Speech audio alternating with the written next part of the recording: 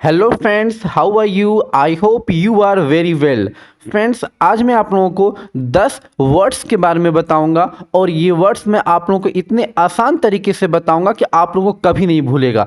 तो वीडियो शुरू करने से पहले अगर आप नए हैं तो इस चैनल को जरूर सब्सक्राइब कर लीजिएगा और बेल आइकन को भी दबा दीजिएगा ताकि वीडियो की नोटिफिकेशन आप लोगों को मिलती रहे। तो फ्रेंड्स, चलिए शुरू करते हैं। पहला वर्ड है टायर्ड ऑफ। टायर्ड ऑफ का हिंदी मीनिंग है से थका हुआ। एग्जाम्पल देखते हैं। एग्जाम्पल है I am tired of playing cricket. इसका हिंदी मीनिंग होगा मैं क्रिकेट खेलने से थका हुआ हूँ। फ्रेंड्स, जब आप टायर्ड ऑफ के बाद वर्ब का यूज करेंगे तो ये आपको याद रखना है, ये आपको अपने दिमाग में रखना है कि उसमें आपको आईएनजी लगाना है। यानी जब आप वर्ब का यूज़ करेंगे, जैसे इसी सेंटेंस में देख लें I am tired of playing cricket, तो प्ले में आईएनजी लगा है। जब आप वर्ब का यूज़ करेंगे तो उसमें आईएनजी लगा देंगे। फ्रेंड्स, अब एक और यूज़ हम लोग देखते हैं, एक और एग्जाम्पल देखते हैं। नेक्स्ट एग्जाम्पल है you are tired of journey. इसका हिंदी मीनिंग होगा आप यात्रा से थके हुए हैं। तो फ्रेंड्स, यहाँ पे टायर्ड ऑफ के बाद नाउन का यूज़ हुआ है, तो नाउन में हम कुछ भी लगाएंगे नहीं, जो वर्ड नाउन का रहेगा हम उसी को रख देंगे। अगर इस सेंटेंस को यहाँ पर एक और मैं एग्जांपल आप लोगों को बताता हूँ, जैसे आपको कहना हो कि मैं काम से थका हुआ हूँ, तो आप कहेंगे I am tired of work, मैं काम से थका हुआ हूं। और आपको इसमें वर्ब ऐसे बोलना हो कि मैं काम करने से थका हुआ हूं, तो आपको कहना पड़ेगा I am tired of doing work. तो ये फर्क है, जब आप वर्ब लगाएंगे तो उसमें आईएनजी लगाना होगा, और जब आप नाउन लिखेंगे तो नाउन को बस उसी तरह से लिख दिया जाएगा। तो ये काम फ्रेंड्स हम लोग सारे शब्दों के साथ करने वाले हैं। और फ्रेंड्स, ऐसे आप जो है इन शब्दों का यूज करके, टायर्ड ऑफ का यूज करके आप बहुत सारे सेंटेंस बना सकते हैं। फ्रेंड्स, अब हम लोग दूसरा वर्ड लेते हैं। दूसरा वर्ड है अफ्रेड ऑफ। अफ्रेड ऑफ का हिंदी मीनिंग होता है से डरा हुआ। एग्जाम्पल देखते हैं। हम लोग सारे वर्ड्स का दो एग्जाम्पल देखेंगे फ्रेंड्स, एक वर्ब के साथ, एक नाउन के साथ। तो पहला हम लोग वर्ब के साथ देखते हैं। पहला सेंटेंस है I am afraid of getting injured. इसका हिंदी मीनिंग होगा मैं चोट लगने से डरा हुआ हूँ। फ्रेंड्स, इसमें देखिए हमने वर्ब का यूज़ किया है गेट, और गेट में हमने आईएनजी लगा दिया है। तो आपको याद रखना है, जब भी आप वर्ब का इसके साथ यूज़ करेंगे तो उसमें आईएनजी लगा देंगे। एक और एग्जाम्पल देखते हैं। नेक्स्ट एग्जाम्पल है she is afraid of punishment. इसका हिंदी मीनिंग होगा वह सजा या दंड से डरी हुई है। तो यहाँ पे पनिशमेंट जो है ये नाउन है, तो हम नाउन को बस उसी तरह से लिख देंगे, इसमें कोई आईएनजी नहीं लगाएंगे। और आप इस वर्ड का अफ्रेड ऑफ का इसका बहुत सारे सेंटेंस बनाने में यूज़ कर सकते हैं। मैं सांप से डरा हुआ हूँ, I am afraid of snake. तो आप इस तरह से बहुत सारे सेंटेंस को बना सकते हैं। ये वर्ड्स जो मैं आपको बताने वाला हूँ ये बोलचाल के वर्ड्स हैं और बहुत ज़्यादा बोले भी जाते हैं। तो अगर आप इनको सीख लेंगे तो आपकी इंग्लिश बहुत ज़्यादा इंप्रूव हो जाएगी। नेक्स्ट वर्ड देखते हैं। नेक्स्ट है फॉन्ड ऑफ। फॉन्ड ऑफ का हिंदी मीनिंग होता है का शौकीन। अब हम लोग देखते हैं, पहला यूज़ देखते हैं। पहला है you are fond of listening music.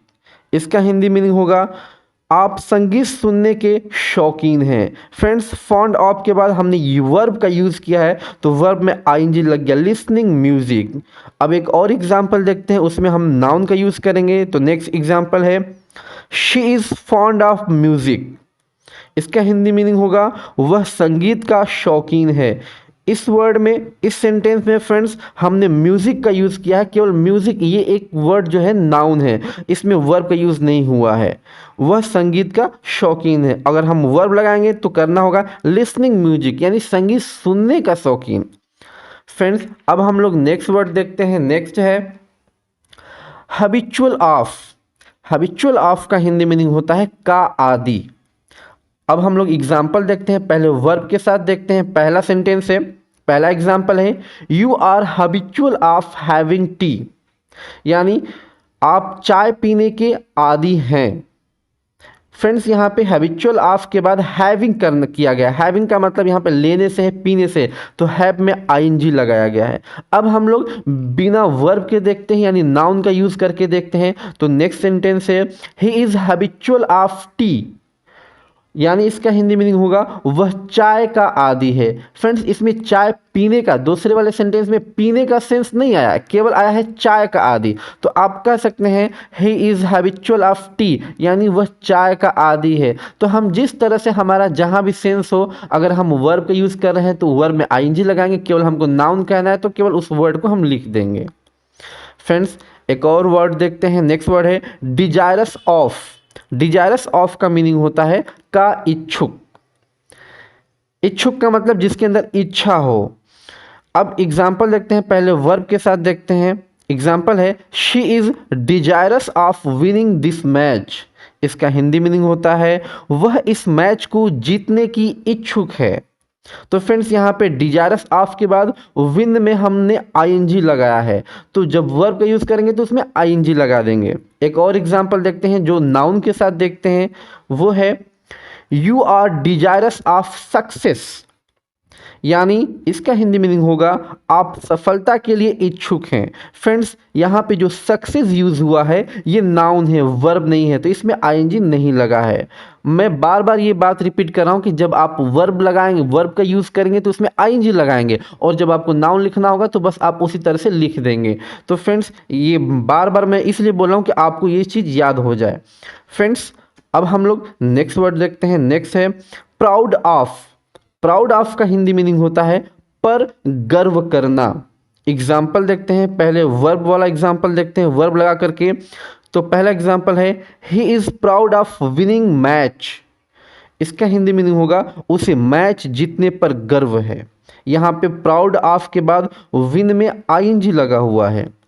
अब एक और एग्जाम्पल देखते हैं जो नाउन के साथ होगा। फ्रेंड्स, नेक्स्ट एग्जाम्पल है her parents are very proud of her. इसका हिंदी मीनिंग होगा उसके माता पिता को उस पर बहुत गर्व है।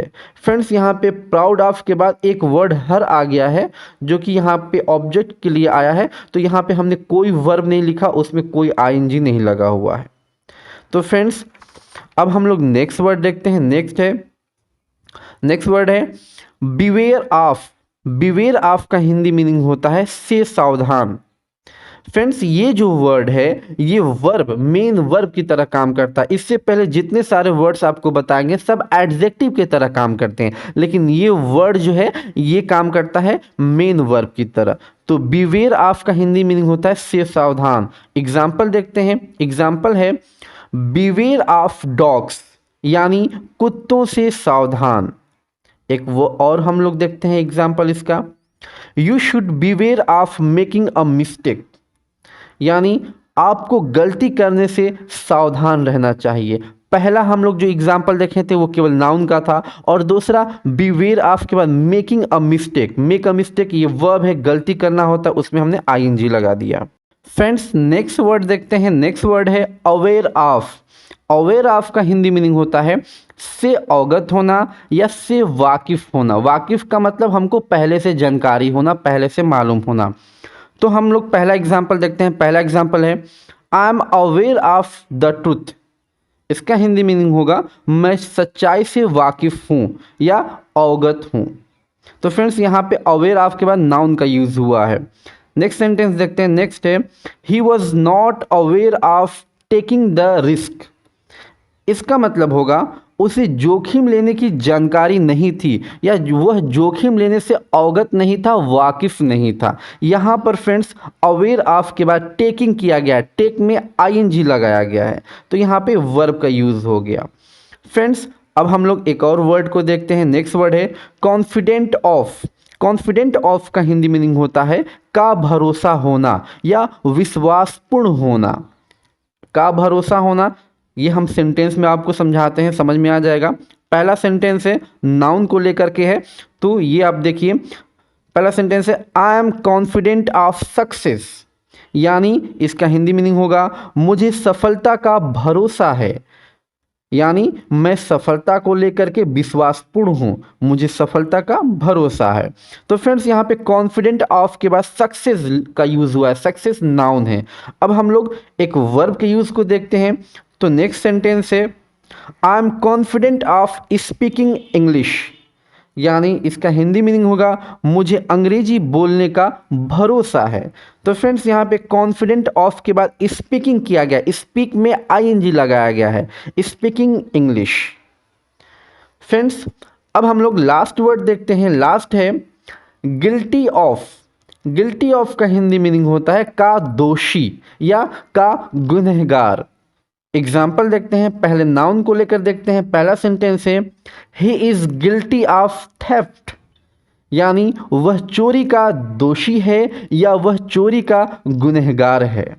फ्रेंड्स यहाँ पे गिल्टी के बाद नाउन का यूज हुआ है, थेफ्ट जो है नाउन है, इसका हिंदी मीनिंग होता है चोरी। फ्रेंड्स अब हम लोग एक और यूज़ को देखते हैं, एक और एग्जांपल देखते हैं जो कि वर्ब को लेकर के है। तो अब ये सेंटेंस है you are guilty of stealing money. इसका हिंदी मीनिंग होगा तुम पैसा चुराने का दोषी हो या गुनहगार हो। तो फ्रेंड्स यहाँ पे गिल्टी ऑफ जो यूज़ हुआ है उसके बाद स्टीलिंग किया गया है। स्टील मीन्स होता है चुराना और उसके बाद उसमें आईएनजी जोड़ा गया है, स्टीलिंग मनी, यानी तुम पैसा चुराने का दोषी हो या गुनहगार हो।